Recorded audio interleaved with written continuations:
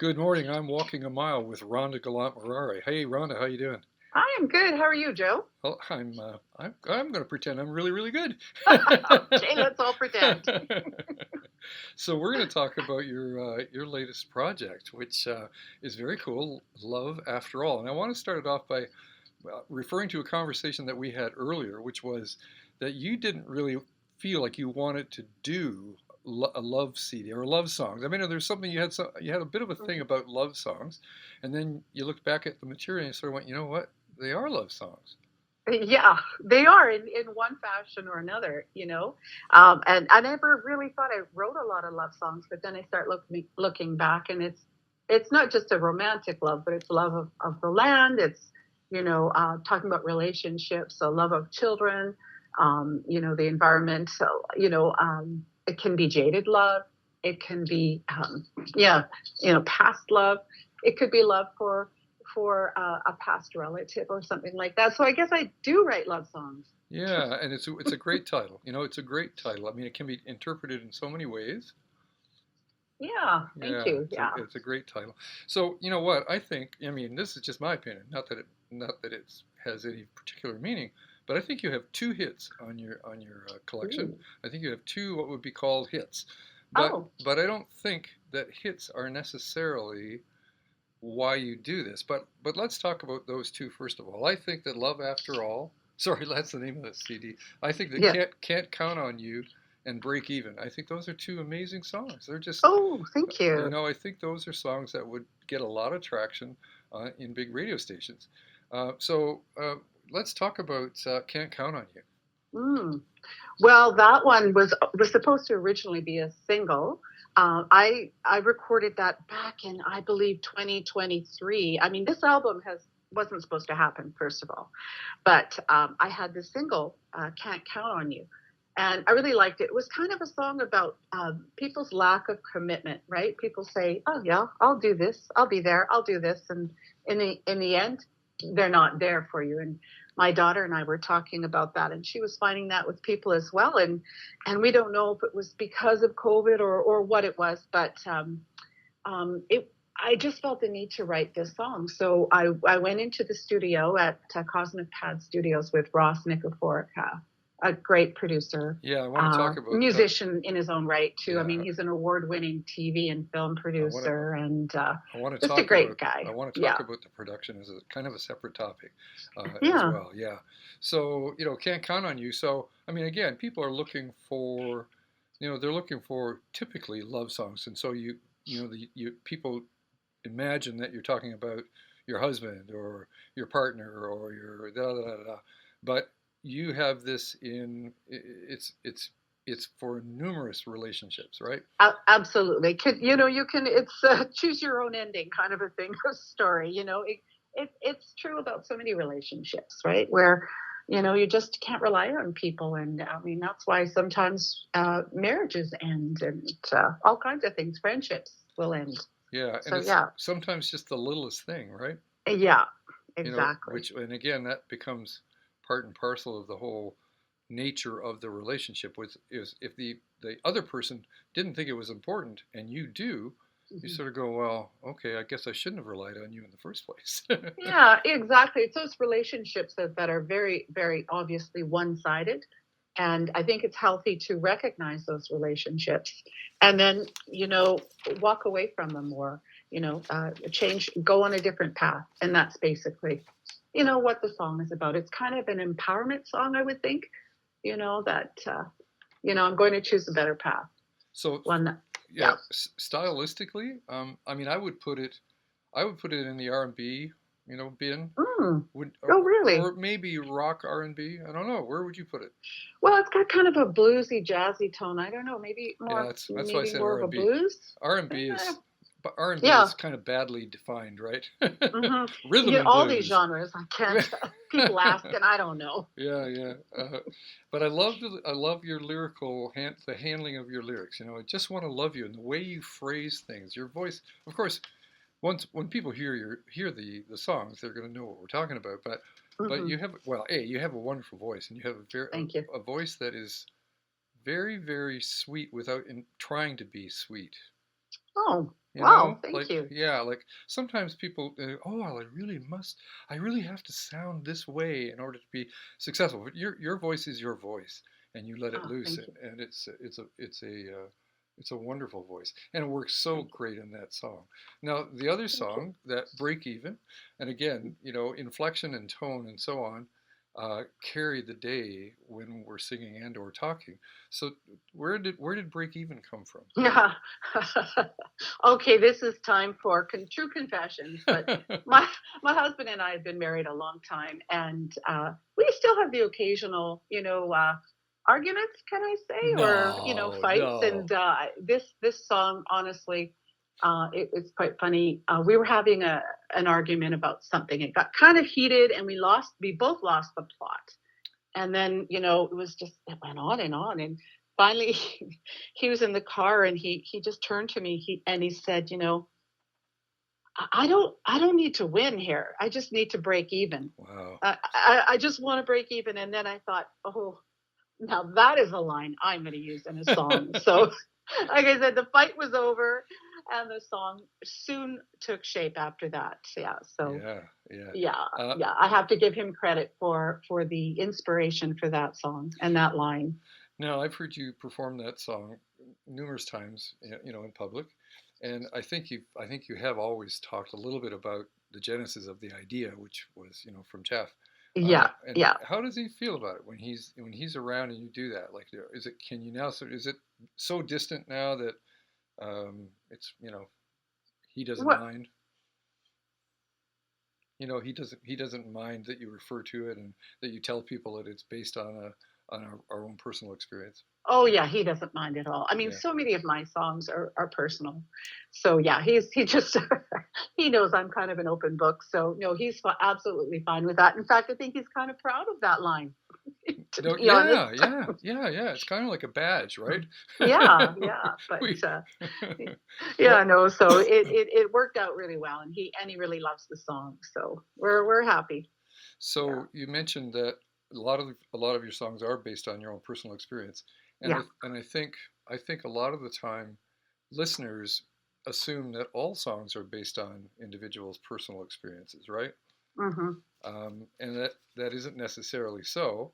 Um, No. what have you? Is there a song in your collection that is completely fictitious? Oh, fictitious. Mm. Boy, I don't know if there is. I I I don't think so. I've written songs about other people's, their situations from my own observations. I've done that. But fictitious songs, not really. I think it's like living life. You just, or even in my job teaching, I wrote a song about adoption, but it wasn't a child that I adopted. So I don't know. It has to be based on something that I've seen, I've felt, somebody else's situation, Right, you know. right, So, right. um, so really fictitious, not really. I've enhanced some of the truth, or Sure, sure. I've taken license, like the song "Slow Down" Yes. on the album.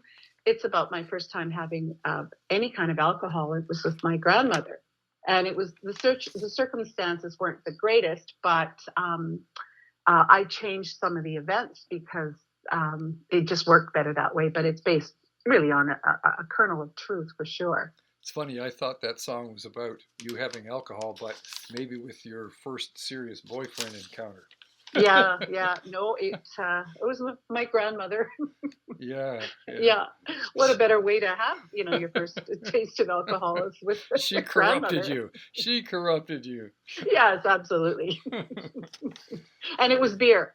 Oh, it was, oh, okay. Yeah, it Well, was beer. it's going to be, Hmm. yeah. So yeah, you'd have to have quite a few. Yeah, yeah.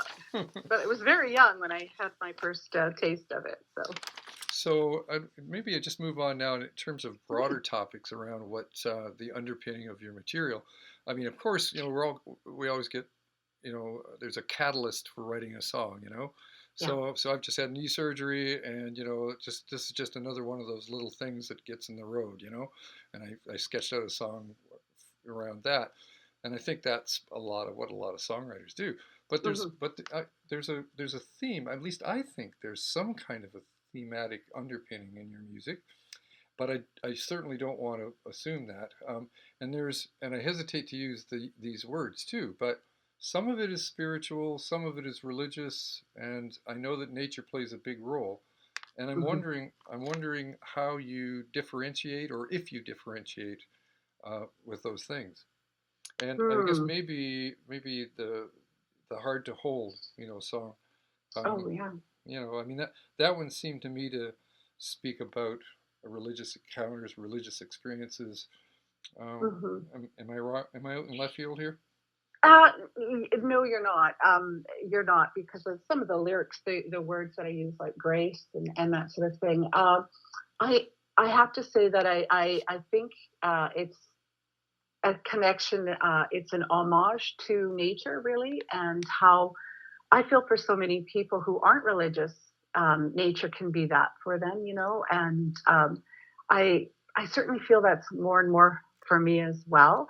That I find so much connection being out in nature, and I think uh, that's where I really feel more spiritual, is being outside in nature. Right. And that song was just inspired. It was just such a cold morning. I mean, it was like, it was minus 30 a million. And even though it was so cold and harsh out there, there was some kind of beauty and some kind of connection there. And the sky was red, and it was a very spiritual moment for me when I Mm, when I mm. came up with that song. And Yeah, so I kind of asterisked it as a, asterisk when I listen intently. I make notes as I go along, and then I use a little asterisks, and I'd said special vocals, but I also picked out the "Held by Your Grace" as moves my heart, held by Mhm. your grace as kind of key elements. And what you've just reinforced for me was that, yeah, those things are definitely related to a spiritual encounter. Yeah, yeah, Yeah, something that you can't explain, you know. yeah, Hmm. yeah. And it really does. When you've been out somewhere and it's just so beautiful, you have no words, and sometimes it does move you to tears. It's just so Well, emotionally beautiful. Yeah. that was the other set of words that I kind of highlighted in my notes was offer thanks through crying, Hmm. Yeah. Yeah. right? Like it's Yeah. the gratitude is just so overwhelming, and and yeah, yeah. So that happens, huh? Yeah, it happens. You don't talk I to. cry a lot. It's a solitary activity though, right?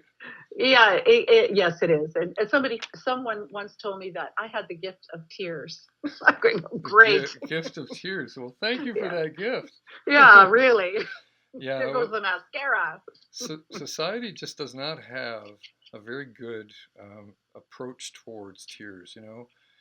Hmm. I don't think anyway. But Yeah. not to digress too much on that one. But there's another song that it speaks to some religious themes, and it's kind of a rap delivery. It's kind of a fun one. I'm just looking for the title of it. Um,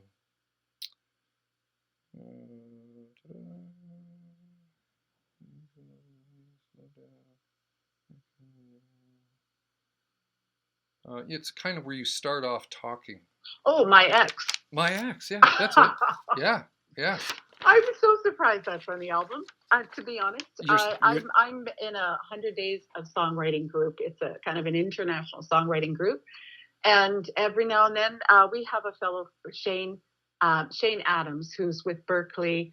I think it's down in Nashville, and he comes and critiques songs for us and things like that. And I won a course with him, a ah production course. oh So I thought, okay, we one of our lessons was writing from a loop. So that song, My Ex, started from a loop. uh-huh I did a loop, and I thought, and at that point I was really frustrated because I felt very addicted to social media. I was on Twitter. It right was an right awful experience. I hate it. I hate it. I'm off. I'm not doing it. This is about my breakup. Like, here we go, a little with bit of love here. I was in love with this format, and then I broke it off, and it took a lot of courage to break it off, yeah, no right? doubt, no And doubt. so this song, I started with a loop, and I presented it to Shane, the instructor, and he kind of liked it, and we had lots of fun with it. And then I just played it for Ross. He goes, "This is Ross Mikaforik of Yeah. Cosmic Pad Studios." He said, "Oh, fun! We should put it on the album." And I said, "Really?" Well, you know what?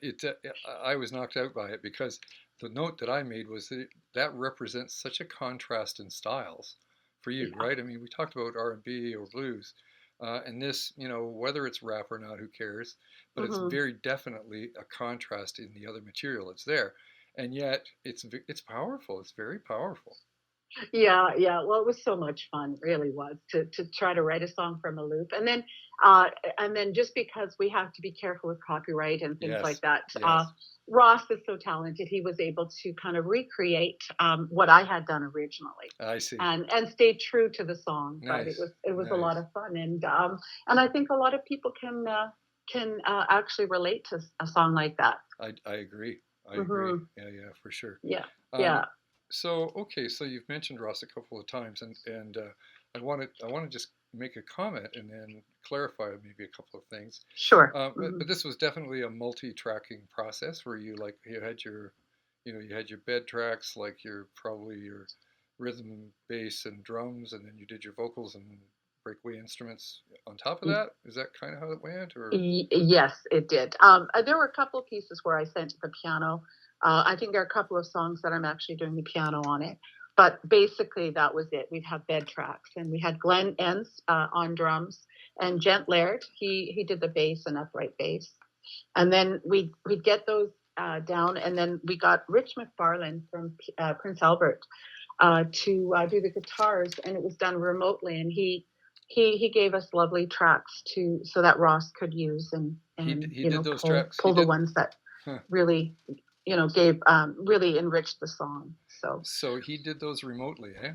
yeah, Wow, yeah, wow. I mean, yeah.